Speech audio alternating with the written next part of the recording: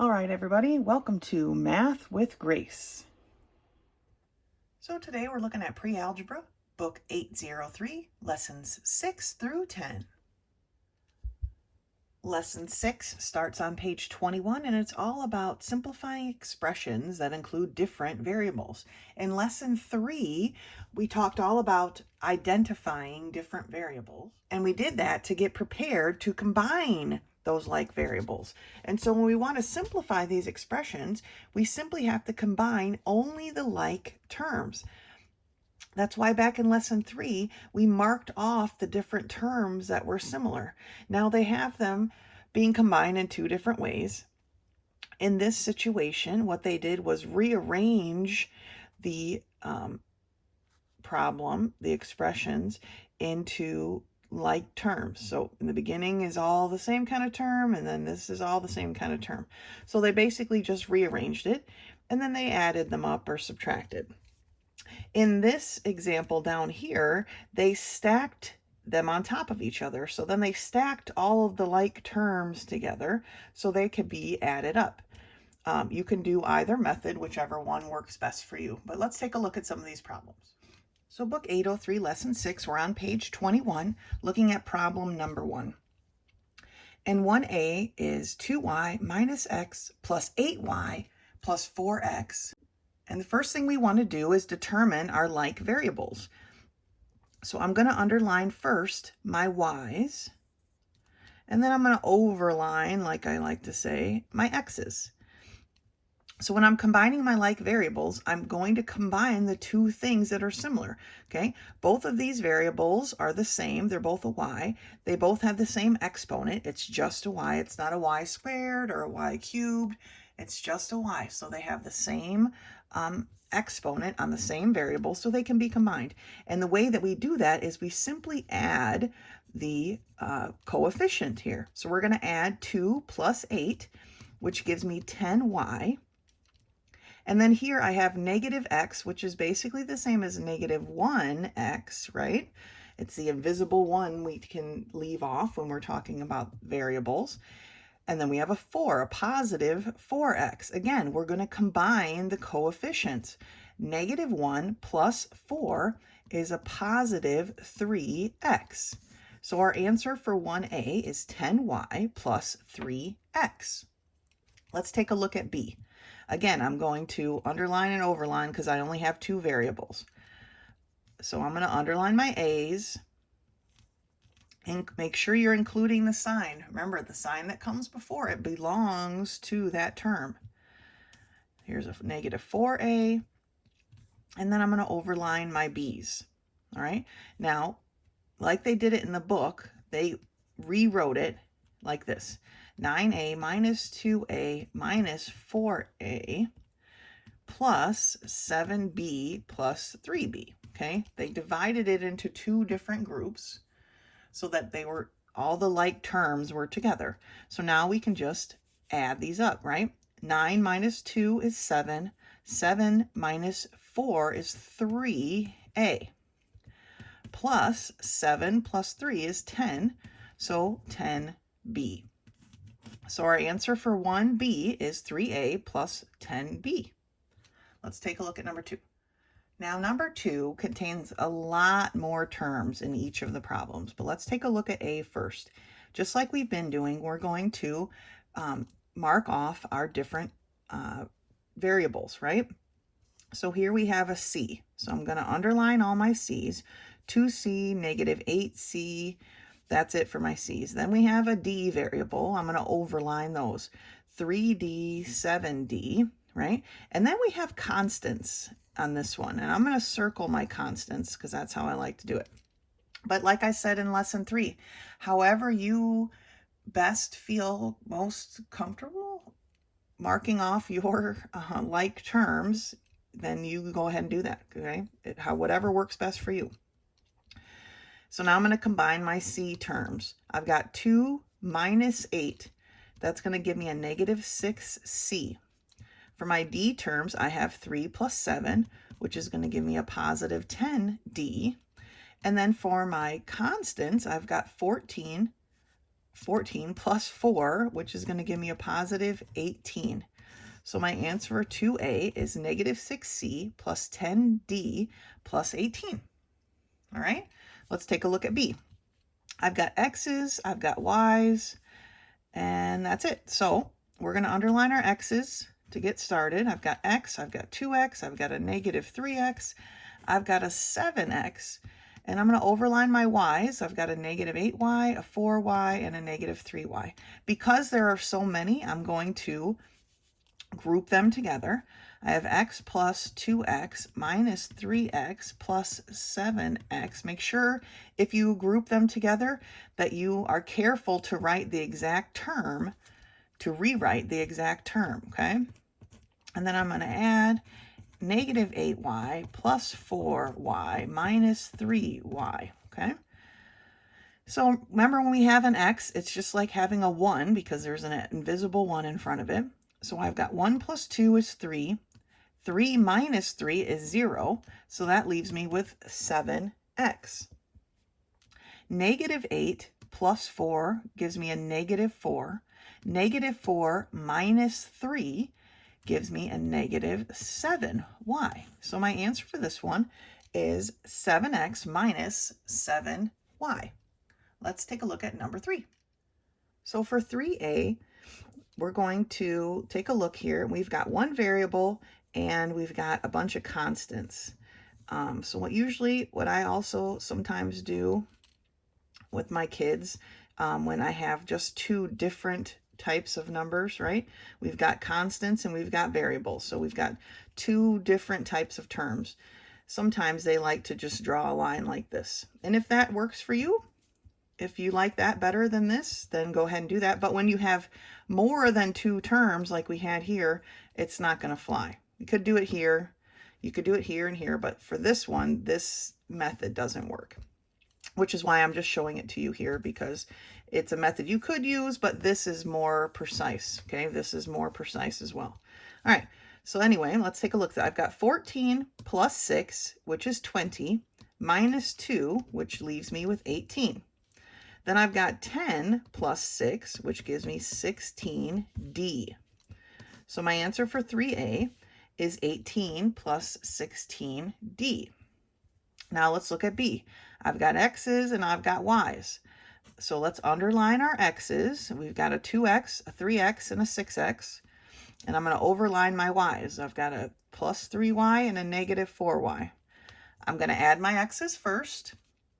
2x plus 3x is 5x. 5x plus 6x is 11x. And then I've got 3y minus 4y, which is going to give me a negative 1y, or you could just write it as a negative y. So for part B, it's 11x minus y. All right, let's take a look at one more problem, and that's number 4. So number 4 has 3 parts, and in these parts they stacked it. Now this is pretty unrealistic, as you can see from all the other problems that we've already done, because we're only adding one term to each of these expressions. So it's kind of unrealistic. If there were more terms here, it would make more sense, or if they just combine this all into one, because if you look, the top term is always the same. So they could have done all of this on one line, but they chose to stretch it out. So let's take a look at what this involves. Basically, we're just adding. Negative 10 plus 8 is negative 2x, right? And then because there's nothing to add to these just come down. They just fall down, right? Just like in any other addition problem.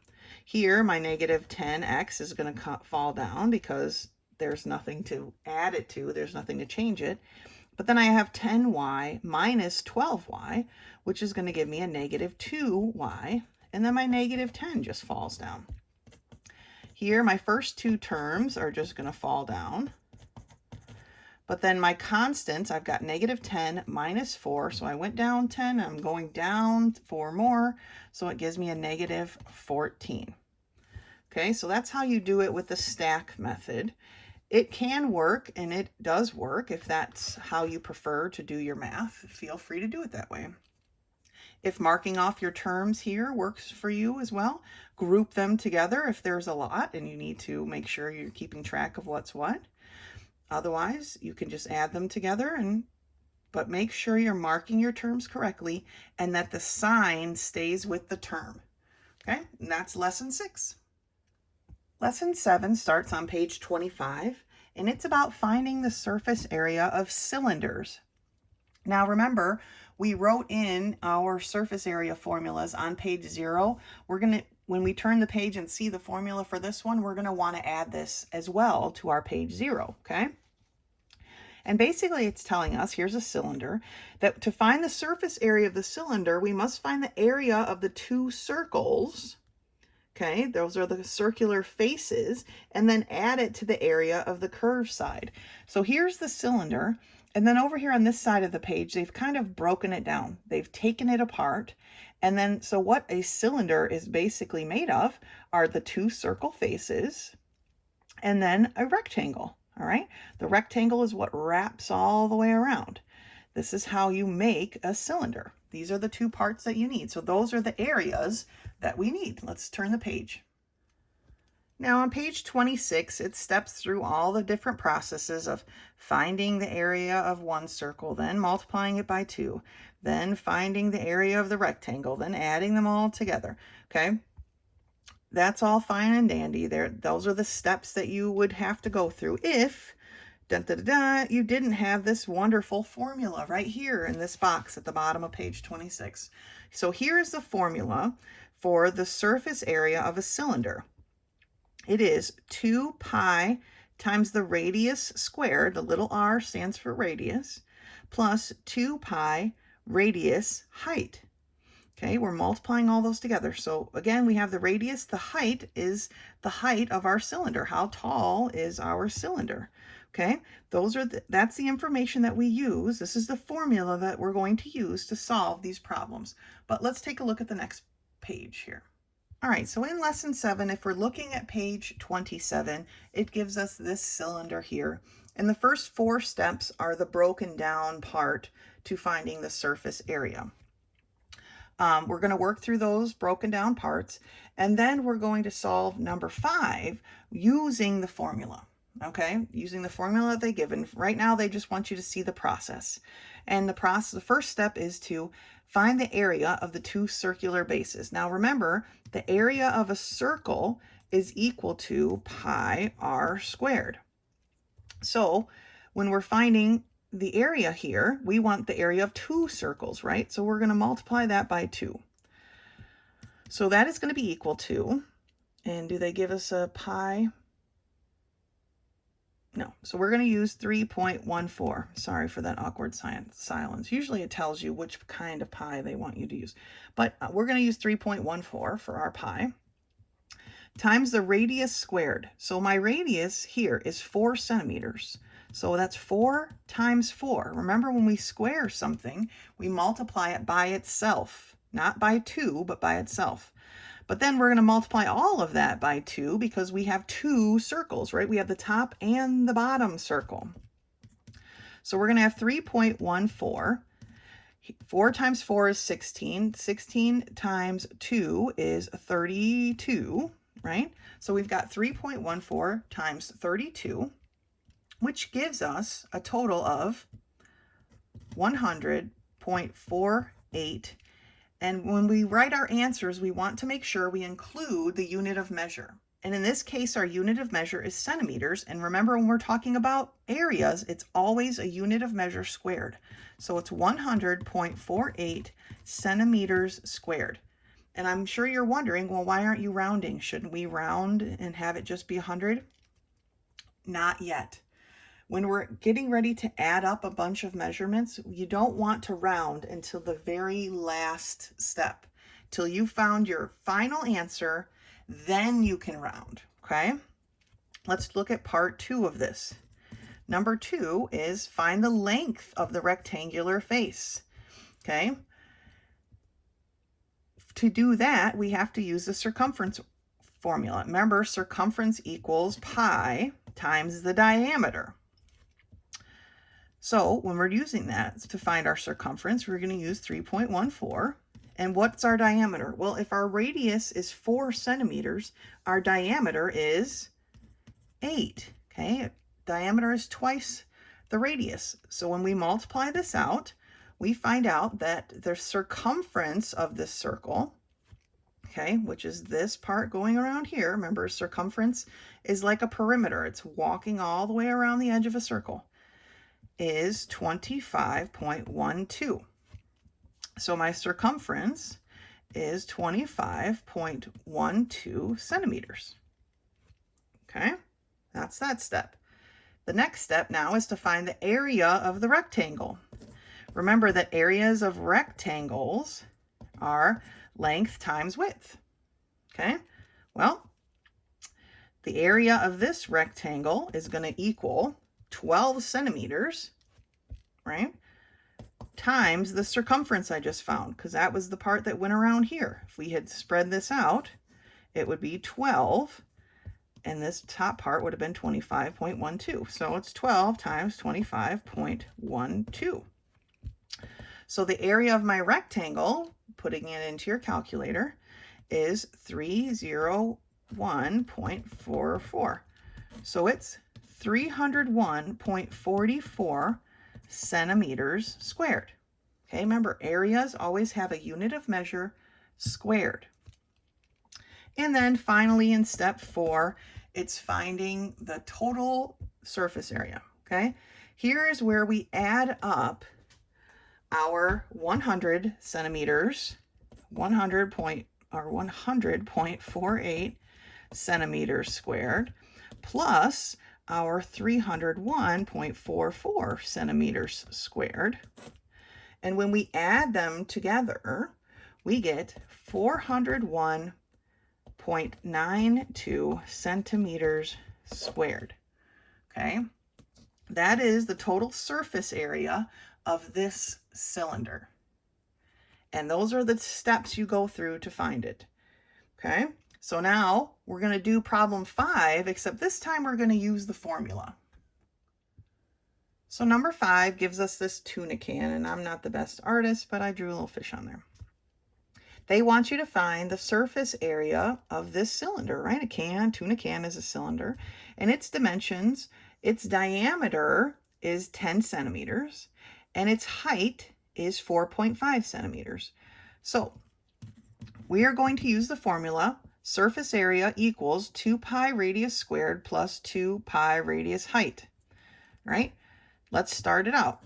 So we've got our 2, our pi is 3.14. We're substituting in the information that we know. What is our radius? Well, our diameter is 10 centimeters. A radius is half the diameter. So our radius is 5 centimeters. So when it's a radius squared, we want 5 times 5. Okay, that's going to be plus 2 times pi with 3.14 times the radius again of 5 times the height. That's where our 4.5 comes in. And now we're going to just work these out, right? 2 times 3.14 times 25, right? Plus 2 times 3.14 times whatever this is. Let's see here. 22.5. Now, pulling out our calculators, we can get this done a slightly quicker.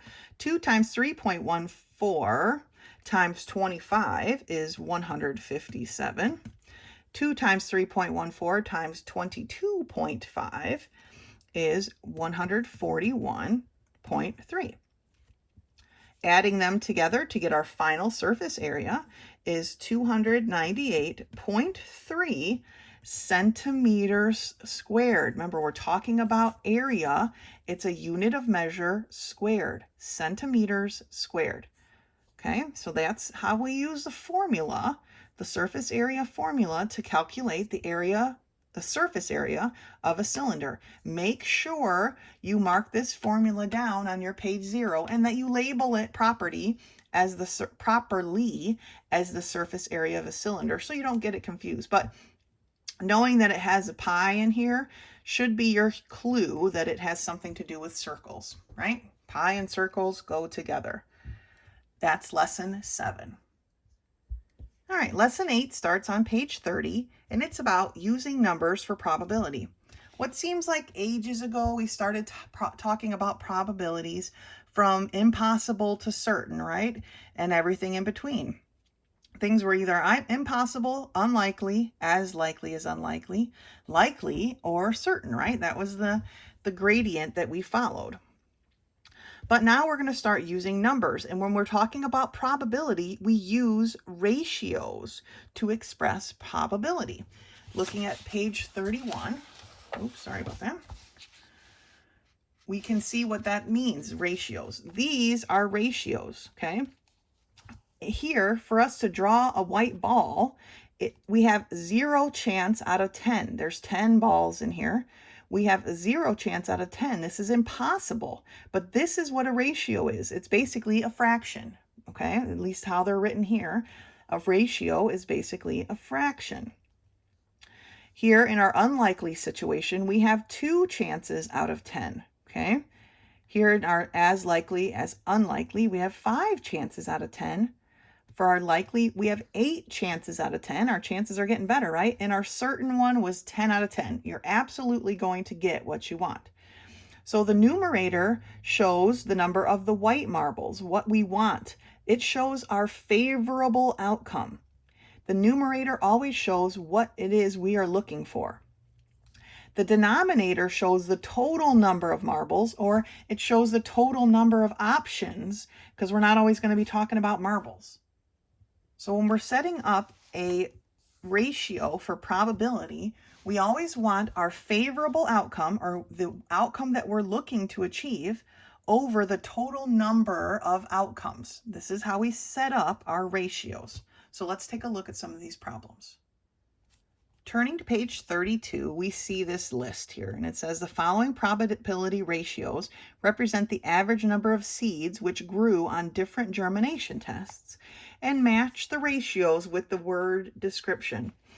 So if you had 99 out of 100 seeds grow, then your turnout, okay, your probability was very likely, right? Not quite certain because it's not 100 out of 100, but it was super likely that your plants were going to grow, all right? What about this one, number 2? It's 4 out of 100.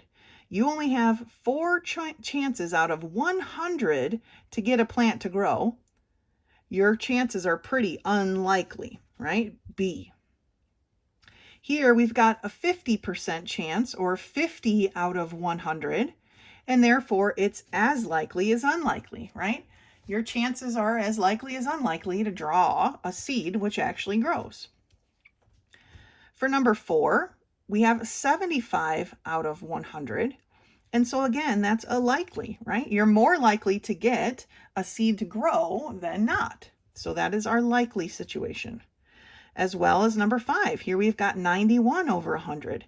So again, it's very likely that we're going to draw a seed out that will grow.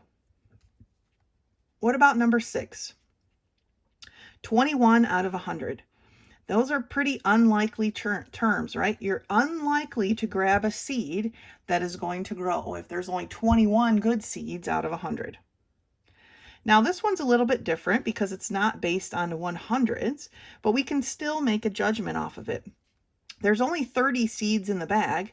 28 of them are likely to grow. So our chances here are likely, okay? There's only 2 seeds in there that aren't going to grow, and so we've got a pretty good chance of picking out a seed that will grow. So that is a likely chance. Let's take a look at number 8 here. Number 8 reads that Big Ben's Bake Shop and Deli keeps a supply of lollipops to give to the children that come to the store. The candy jar contains, and I'm going to underline our numbers as we go here, 30 butterscotch flavored lollipops, 18 watermelon flavored lollipops. Wilma reaches into the jar without looking while she's talking to a customer and chooses a lollipop for the customer's daughter. What is the probability that she will choose a butterscotch lollipop? Okay, so remember when I was talking, we want our favorable outcome over our total number of outcomes. So what is it she wants? She wants a butterscotch lollipop. So there are 30 butterscotch lollipops in this jar. But that's not the only thing in the jar, right? What else is in the jar? Well, there's 18 watermelon. So now we need to add up to find out what's our total number of lollipops. 30 plus 18 is 48. So she has a 30 out of 48 chance of pulling a butterscotch lollipop. But here's what we need to do. They didn't do it here because they were just showing this as examples, but we need to reduce this. And there's one number that goes into both 30 and 48 evenly, and that's 6. Okay, there are 5 6s in 30, and there are 8 6s in 48. So the probability that she will choose a butterscotch lollipop is 5 out of 8. Okay, which are pretty good chances, right? She's pretty likely to get a butterscotch lollipop. Now let's take a look at this number 9. Big Ben had a mix of 22 mild beef sticks and 16 spicy beef sticks in a jar to offer his customers. If the next customer chose one at random, what is the probability that he would choose a mild beef stick? So what is our favorable outcome? Our mild beef sticks, which is there are 22 of. What are our total outcomes? Our total is 22 plus 16. So our total is 38. Again, we want to reduce this if possible. So we're going to take a 2 out. How many 2's are in 22? There are 11. How many 2's are in 38? There are 19 2's in 38, right? So his probability of choosing a mild beef stick is 11 out of 19, or 11 over 19, okay? Eventually, we'll figure out actual percentage probabilities, but this is the next step to getting to that. But right now, our probability here is 11 of 19. And that's how we do lesson 8. Lesson 9 starts on page 35, and it's all about graphs, and it's specifically about a bar-in-bar graph. And what that basically means is that for each selection here, say for these grades down here, we've got 2 different bars stacked up on top of each other, and they represent 2 different things. Here, the light gray represents girls, and the dark gray represents boys. But what we're calculating here and then into one graph is not just the number of boys and girls, but also the number of kids in the class. Okay, so here are the number of students in this 6th grade class.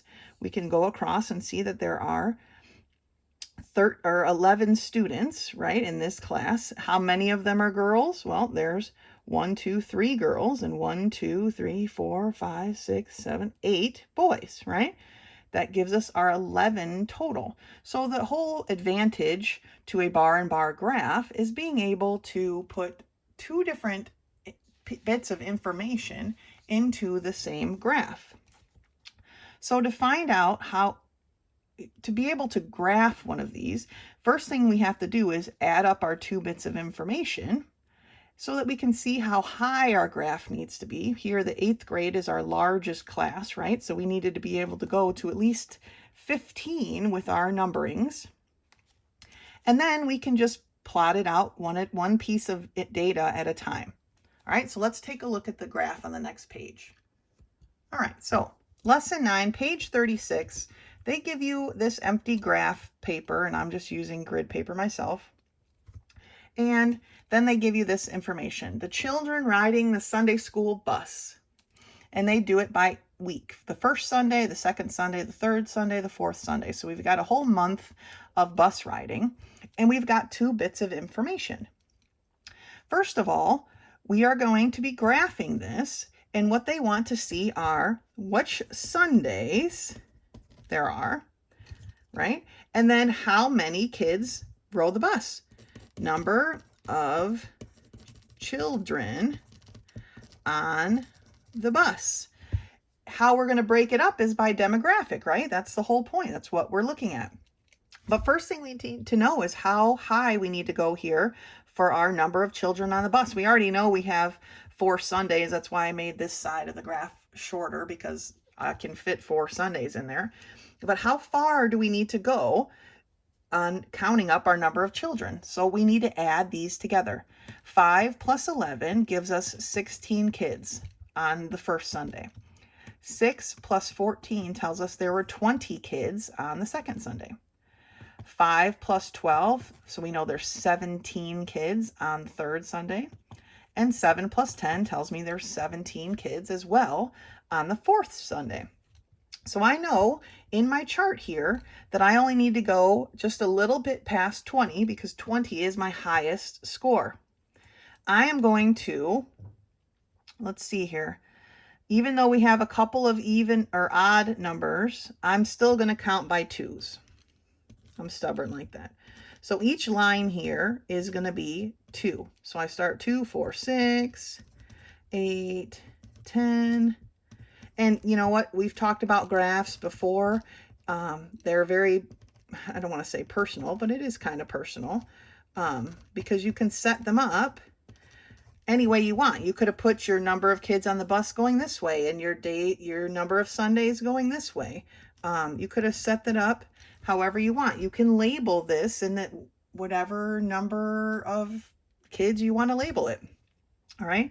So graphs can be pretty personal. As long as you're representing the data properly, none of that matters. Okay. As long as the data is on there and it's properly labeled so we can see what you're talking about, then all of that's good. So here's my first Sunday. I'm going to skip a row. Here's my second Sunday. Here's my third, and here's my fourth. All right, now here's the gist of it. Now I need to decide, I've got boys and girls. So I need to decide here that my boys are going to be shaded spots and my girls are going to be, what do I have on hand here? I've got a purple pen. My girls are going to be purple. Okay, so my boys are shaded with pencil and my girls are going to be purple. This is the next step of this labeling that we have to do for a bar and bar graph. Otherwise, when we bar and bar it, we're not going to know what's what. Now, the next part is we don't want to start with boys and then here we're starting with girls and here we're starting with boys. So you need to choose which part you're going to label first. And since the boys are the first ones on the list, I'm going to label them first. And so on the first Sunday, there were 5 boys. So my boys go to this middle section and I'm going to shade it in. I'm just going to do all my boys first. I know this is not the same instructions that were given to you on the page before, but you know what? This is how it's easiest for me and probably easiest for you. Second Sunday, I had 6 boys. Okay, so I went to my second Sunday and I'm drawing in my number of boys. Now, it doesn't have to be perfectly shaded, but as long as you can see that this is your boys, right? Third Sunday, I had 5 boys. So I'm going to go back here to 5. Okay, and I'm going to fill that in. And then my fourth Sunday, I had 7 boys. Where's my 4? Here it is. 7 boys. Now, rather than starting here and going, okay, I've got 1, 2, 3, 4. That's not how we're going to finish this. We know that we have 11 girls on that first Sunday, right? But our total number of kids on the bus was 16. So if I just put a mark here at 16, I know that this space here represents 11 girls. And it's going to be a little sloppier shading because it's a pen. It's not as smooth as my pencil. All right, so then on the second day, I had a total of 20 kids.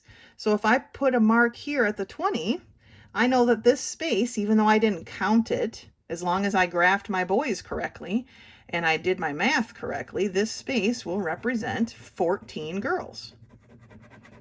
Okay. On the third day, I had a total of 17 kids. So I can put my mark at 17. Okay. And color that in or shade it in. And then on the 4th Sunday, I had a total of 17 again. So I can put a mark at 17 again. And this represents my 10 girls. All right. So that's how you do a bar and bar graph. So a couple of key points. First thing, we're going to add up our total number of people, or whatever it is we're doing our bar and bar. These two things are going to be together in the bar graph. So we add them up to see how far we need to go on that side of our graph. Okay, so once we've labeled our sides, now we know how far we need to number. All right. Then we need to decide how we're going to delineate between our two choices. Here we have a choice of boys or girls. How did we delineate between them? Our boys were gray shaded, our girls were purple shaded, okay? Then we need to decide who we're going to label first. Like I said, you don't want to go back and forth. If you're starting at the bottom with the boys, then all of them at the bottom should start with boys. And then have the girls on top of that, okay? Or the number of red roses compared to the number of black roses sold each Sunday of the month. You know, whatever your data is, but it should all line up. Okay, here I can see, oh, my level of boys goes up and down. And, you know, here I can see, oh, my level of girls, you know, alternates quite a bit as well. I can only see that because they're lined up with each other. Okay, and then make sure you label how you're going to do it, and then that you shade it in properly. All right, and so that's a bar and bar graph. That's it for lesson 9. If you have any questions in the upcoming week, you know how to get a hold of me. You can also meet me in my office hours. Otherwise, until next time.